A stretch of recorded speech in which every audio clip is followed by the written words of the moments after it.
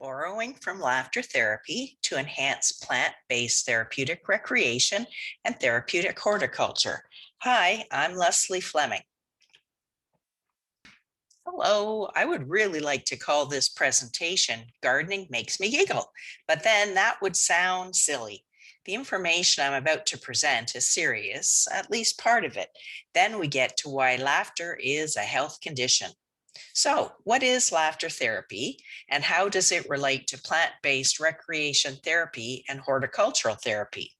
We're going to cover the following in this session: benefits of laughter, theories of laughter, definition of laughter therapy, and then laughter therapy applications for therapeutic recreation and therapeutic horticulture with some experiential laughing exercises. The first important fact I'd like to share with you is that fake laughter counts. So go ahead and laugh when you want. Laughing, it often gives way to real laughter. We need laughter to have laughter therapy. So let's talk laughter first. Did you know that the field of laughter is called gelotology? Yes, like jello, gelotology. Researchers Van der Waal and Koch refer to two types of laughter: simulated non-humorous laughter triggered by oneself and spontaneous humorous laughter. Researcher Maura Rapole adds a third type of laughter called stimulated laughter. What are the benefits of laughter, both physiological and psychological? The research has validated the benefits of laughter, and this is different from laughter therapy, which purposely promotes laughter as a treatment modality. But of course, the two are related. When we laugh hard, breathing changes. Normal rhythm is disrupted. We become spasmodic. The respiratory functions, inhalation and expiration, are irregular and there is cardiovascular work happening. Nitric oxide breaks down, promoting vasodilation, known to reduce stress. And according to researchers Miller and Fry from the University of Maryland, blood flow increases by 22% during laughter. The physiological benefits include a boost to the immune system and circulatory system, enhanced oxygen intake, stimulation of the heart and lungs, and relaxing of muscles throughout the body. Laughing triggers the release of endorphins. That's the body's natural painkillers. It eases digestion, it soothes stomach aches, it relieves pain, and balances blood pressure. Improves mental functions like alertness and memory and creativity. Psychological benefits include improving overall attitude, reducing stress and tension, producing a general sense of well-being, and enhancing quality of life. Laughing promotes relaxation. It improves sleep and it strengthens social bonds and relationships.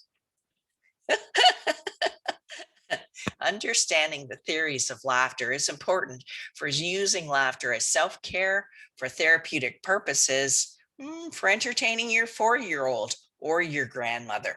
We like applications that can be used for personal and professional purposes. The three prevalent theories of laughter are relief theory.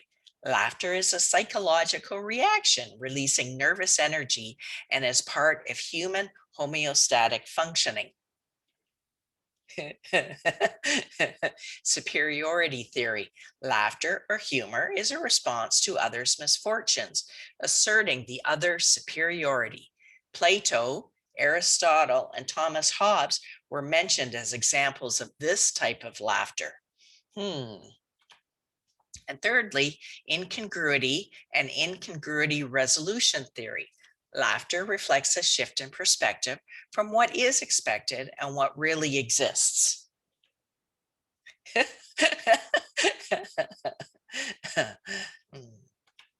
So, if we're going to use laughter or humor as a therapeutic tool, we need to think about what type of laughter or humor we can deliver effectively, thus selecting the modality that suits our therapeutic style and what modality best suits the client. I'm going to introduce some concepts and then you'll need to ponder these and pursue more training.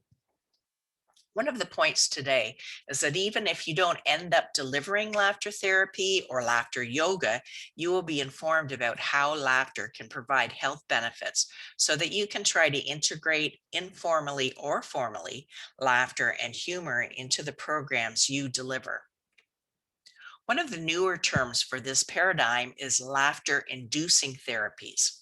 I've used the term laughter therapy, which I'll define in a minute, but there are actually several therapeutic mechanisms I want to mention that are used to address health challenges. Laughter inducing therapies include laughter exercises with humor, that would be videos or clowns, laughter therapy without humor using clapping, dancing, and or sounds, and laughter yoga, a group exercise routine involving prolonged voluntary laughter. Therapeutic humor is another form, and this is defined as any intervention that promotes health and wellness by stimulating a playful discovery, expression, or appreciation of the absurdity or incongruity of life's situations. This intervention may enhance health or be used as a complementary treatment of illness to facilitate healing or coping, whether physical, emotional, cognitive, social, or spiritual. Stephen Sultanoff, PhD, a well known expert in the field, says therapeutic humor is a purposeful and intentional use of humor that is specifically designed to create a positive impact in any or all health domains for another person or persons, and the positive impact must be at least minimally experienced by the receiver. In one of his published articles, he and co author Rogers note that humor without purposeful intent is not deemed therapeutic humor, but it may have therapeutic incomes. So we can use laughter, and it may be considered laughter therapy or not. When humor is used, note that laughter may not occur. Defining laughter therapy. The primary mechanism of laughter therapy is the physical exercise of laughing.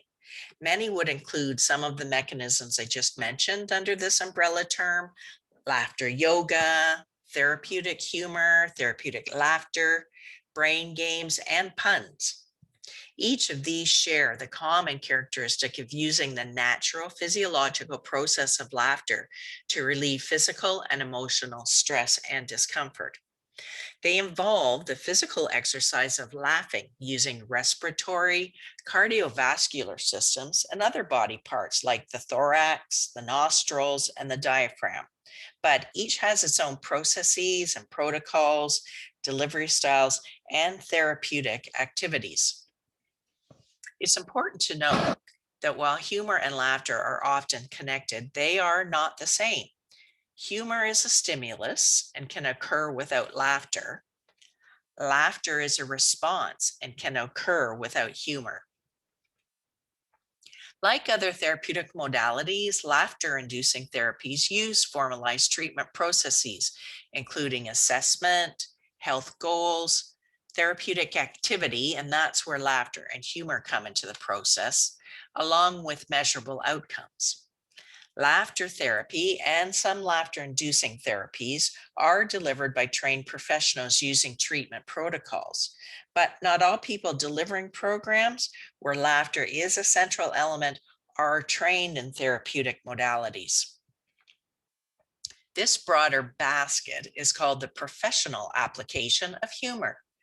Applications include using humor as a treatment modality, that would be by counselors and psychotherapists, and trainers and motivational speakers who use humor as a tool for increased performance and stress reduction, or medical staff who use humor therapy in hospitals, certified laughter leaders and laughter yoga practitioners who use techniques for positive health outcomes, And this description is from the Association for Applied and Therapeutic Humor. Each of these use these various mechanisms and methodologies as health interventions. One term that is used in this paradigm and used by the professional association is laugh practitioners. Their common characteristic is that they consider joy and enjoyment and laughter beneficial to humans. Note that everything does not need to be slapstick belly laughs. The American Association for Applied and Therapeutic Humor offers courses, a code of ethics, annual conferences, and the professional designation for certified humor professionals, that's CHP. Many of its members are from healthcare fields who seek to integrate laughter into therapeutic modalities. Their website has recent articles on how to apply humor in a variety of settings, webinars for all types of applications, humor as a personal wellness strategy, and offers many perspectives and applications. And who knew? There is an international association too. It focuses on humor studies, which is a bit different from applied use of humor. It publishes a peer-reviewed journal called Humor and offers humor resources on its website and at conferences. They have bi-weekly webinar series during COVID, a teaching exchange, online classroom, directory, and lots more resources. Laughter therapy interventions and applications. That would be the guts of this talk. So, laughter therapy is used by health professionals across disciplines for oncology, geriatrics, critical care, psychiatry, pediatrics, rehabilitation, rheumatology, home care, wellness, palliative and hospice care, for mental health populations, and for general patient care. Ongoing research on laughter and therapeutic applications continues to explore these areas.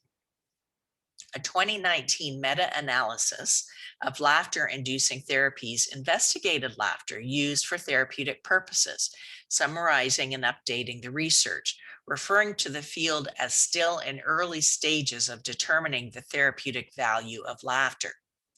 The 2019 research said simulated non-humorous laughter is more effective than spontaneous humorous laughter triggered by stimulus. And laughter-inducing therapies can improve depression and stress and anxiety. But the researchers stated that conclusions should be interpreted with caution. The 2019 systematic research cited 8 studies that reported laughter therapy had significant positive impact on mental and physical health of cancer patients with decreased perceived stress and improved mood. 9 studies determined the positive effect of laughter-inducing therapy on decreased pain after laughter therapy, along with laughter improving patient fatigue. And there is currently a National Institute of Health clinical trial using laughter therapy underway with students during the COVID-19 pandemic. So here are a few of the recent research topics. Simulated laughter techniques for therapeutic use in mental health in the Journal of Psychology and Clinical Psychiatry. Effects of laughter therapy on quality of life in patients with cancer, an open label randomized controlled trial in PLOS 1. And this research that I've been referring to from 2019, laughter-inducing therapies, systematic review and meta-analysis in social science and medicine. Another key point of the research, simple interventions can be administered by staff with minimal training. Did you know, in fact, that many cancer centers have laugh clubs and laughter sessions? So begin to think about how laughter can positively impact populations or groups that you may work with. That would be veterans, at-risk children, seniors, bereaved. Recognizing that laughter therapy, therapeutic humor, and everything in between can have positive impact on people, especially those with health challenges, there are a few important points to be made. Number one, selecting the best use of laughter or humor depends on the individual and their situation, their health goals, and the practitioner's abilities. Humor practitioner Sultanov considers a therapeutic humor intervention to be purposeful and intentional when delivered by a health practitioner and not a friend who lacks therapeutic theory and training. It seeks to shift emotional distress, undesired behaviors, or negative thinking. Interpersonal qualities of the practitioner are essential for using therapeutic humor and laughter. Sultanov suggests when therapists use these for treatment, they require empathy, acceptance, and no judgment, along with genuineness. That's humor that is sincere and congruent with the sender, and that it is received by the other person. The experience of humor offers a client alternative ways to perceive daily events. It is used by humor therapists to identify change in outcomes. They get a joke, which constitutes a fresh perspective or understanding of their situation. Research has supported the strength of the therapeutic alliance, that is, the client therapist relationship, as the primary factor for client change. This supports our intent to broaden our toolkit to include humor and laughter.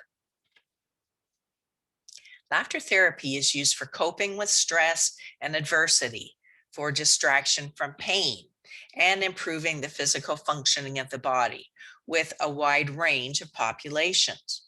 One wonderful advantage, it can be done lying down or sitting, used with reduced mobility populations for individuals who are hospitalized or those who have cognitive impairments.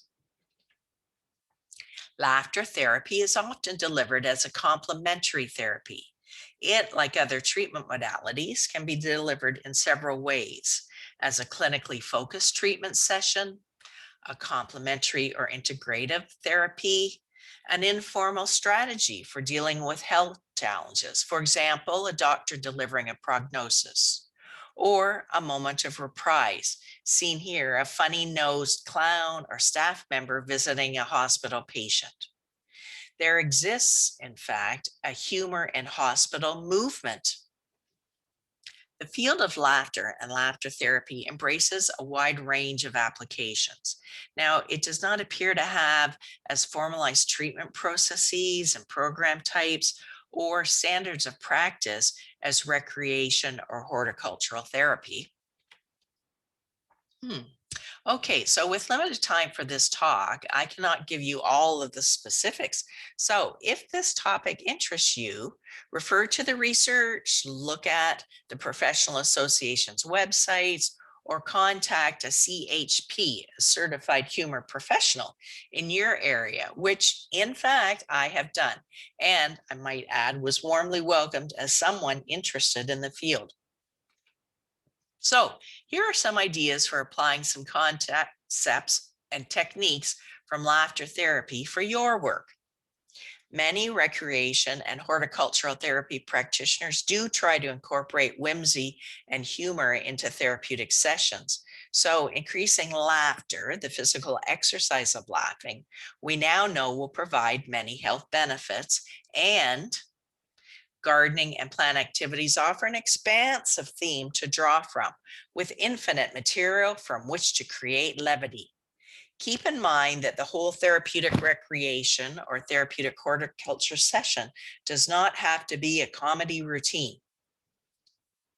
Some examples that could be used during plant-based treatment or programming: use of funny hats or other props like brightly colored garden tools, children's shorter tools or costumes, telling jokes by the therapist or the client, distributing session-related jokes, making pumpkin or bat joke booklets, beginning or ending sessions with humor, hand clapping, Laughter exercises related to gardening theme, like pruning really tall shrubs or digging planting holes where no progress is made.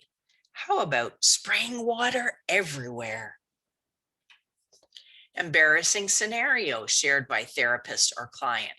I fell down in the mud, splat, or spitting watermelon seeds in the family garden as a child, or wearing garden gloves on the wrong hand. That's goofy.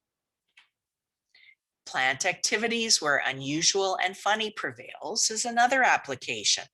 Planting a bra, as you see here, as a container. How about eating citrus and throwing the peels on the ground to become a compost pile? Or creating a garden art piece in an abandoned car or a chair or a shopping cart? Use of funny themed books or stories like There Was an Old Lady Who Swallowed a Bat, or The Day the Teacher Went Bananas by James Howe, or another great book, Counting Birds Using Funny Sound Effects by Jing Jing Song. I've used laughter and groans and sighs, and all of these count. Or consider tasting weird plants, flavors like lemon, basil ice cream, and then making funny faces. The activity on the right is a Thanksgiving activity, peeling vegetables at a memory care facility. And it's always popular, though we get a laugh out of the name of turnip, sometimes called rutabaga. Not everybody embraces that name. Another application, increasing physical movement. Climb on a tractor, walk through a garden trying to spot new hanging bird feeders, play garden themed charades like imitating and exaggerating a fox walking through the orchard or the chicken coop, or picking fruit from tall trees and it drops on your head. Smack! Being a live scarecrow that can talk and move about and laugh. Laughter-inducing therapies rely on various techniques, and they're designed to produce laughter, and it can be delivered in many ways. A therapeutic laughter session often includes several phases. Introduction, often with clapping of hands in a rhythm to activate acupuncture points, and then warm up using deep breathing exercises. And the next phase, laughing like a child without any reason. So follow my lead, clap in rhythm.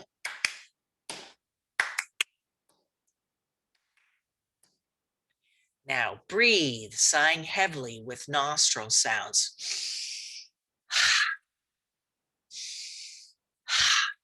Then moving into the intensive laughing phase, note all of these promote health. Think yoga, stretching, and now laughter. So imitation laughter exercises. Here's a good one, a lawnmower starting slowly.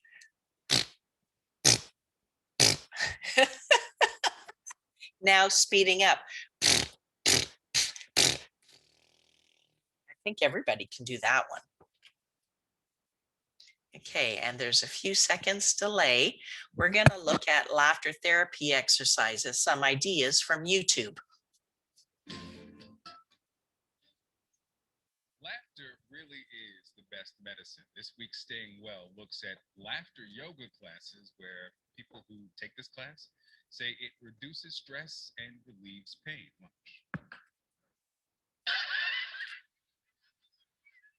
Laughter yoga, we come together in a group and we generate laughter as a form of exercise.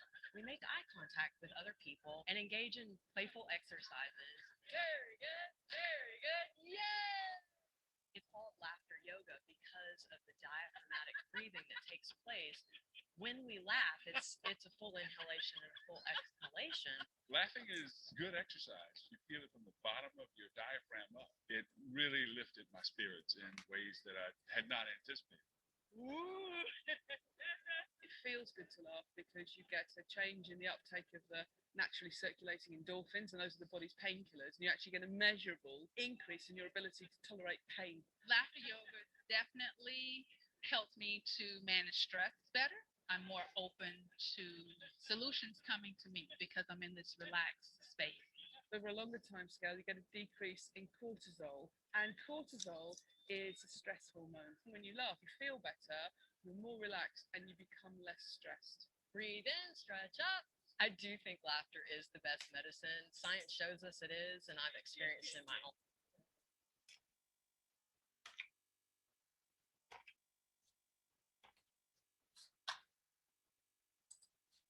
Okay, did we giggle or belly laugh? Did you get some ideas? Could you do something like this or the other suggestions in your therapeutic sessions? Remember, therapeutic technique takes practice and patience and is based on a trusting relationship with clients, and this will come. Now, stand up. Yep, stand up. Let's give it a try using guided imagery. Okay, so this is some activities that you could use in your session. Start off by walking through the garden. Now put on boots, act it out and exaggerate, have fun, watch your clients, give them time to have fun. Now we need to carry tools to our work area. Oh no, we've got too many tools in our arms. We're struggling, we're bending. And I see a hose. Okay, go ahead. Take a big step over that hose. Whoa, now I see that banana peel. Whoa, we're gonna slip on it. Oh, let's move to another gardening activity. How about picking apples? Okay, step number 1, climb up the ladder. Use your arms and your legs. Go on up on each step. Now reach up, strain yourself. Can you reach that apple at the very top? And could you make the person beside you laugh with your movements? Go ahead and exaggerate. When working with groups, here's an idea. Think about a tug of war. Left side of the room, you want the hose. Go ahead and pick it up. Come on, right side of the room, you want the hose. You pick it up. Heave, ho, heave, ho. Exaggerate those movements. Okay, now it's time to prune. Spread your arms. Use your arms as gigantic loppers. Chomp, chomp, chomp. Put your whole body into the movement. Oh, I see a flower over there. Let's go smell it. It stinks. Is it lantana? Screw up your face. Turn to the person beside you. Make that funny face. P-U. Okay, so now it's your turn. Think of different applications, maybe a full laughter session, strategies that use laughter during stressful situations, interjections of laughter, or gardening humor. Plant-based activities that can create laughter, like guided imagery and our walk in the garden. Laughter therapy, laughter-inducing therapies, therapeutic humor can be a therapeutic or complementary therapy, a part of your traditional therapy, and everything in between. Embracing the versatility that laughter provides can enhance therapeutic techniques and therapeutic programming. Perhaps this is the important takeaway from the presentation. Think about how you can add these elements to your programs or treatment. I hope you've been exposed to some new concepts that you will reflect on and perhaps use in your work.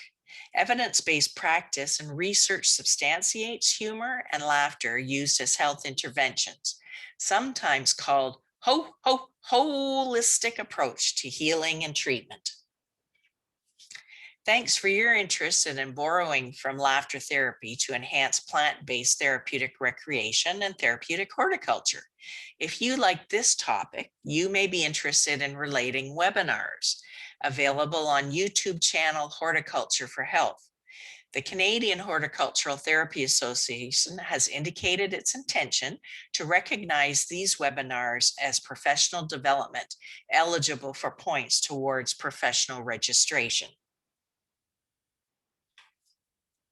A version of this webinar was presented at the Michigan Horticultural Therapy Association 2017 annual conference, with CEU accreditation granted by the American Therapeutic Recreation Association.